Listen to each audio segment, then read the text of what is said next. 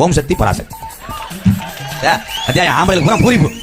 அந்த ஓம் சக்திக்கு மாலை ஓட்டு பொம்பளையால் பூரா தலையை சேர்த்து போறே யாரு காசு? உங்க அப்பன் காசா? பூரா புரிஞ்சுங்க உழைச்ச காசு. சரி, ஓம் சக்திக்கு போன போல நேர மேல ஒரு ஆத்தா பார்த்துட்டு குடும்பம் நல்லா இருக்கும்னு கும்பிட்டு நீ போட்ட மாலையை கழட்டி வச்சுட்டு வர வேண்டியதானே? 7 நாள் டூர் ஆத்தா போச்சு சாக்க. என்னை பார்த்துட்டு நேரம் எல்லா சக்காலத்தி மகளும் குட்டாலம் போங்கடி. குட்டாலம் போயிட்டு எல்லாரும் மங்கு குளிக்கடி. அப்புறம் கொடைக்கானல் போங்க, பாண்டிச்சேரி போங்க. பாண்டிச்சேரி போயிட்டு புருஷனுக்கு பீர் வாங்கிட்டு போங்க. இதுல ஆத்தா துணிச்சாக்க. உங்களை கேட்கிறேன், நான் தான் ஆரம்பிச்சுட்டேன்.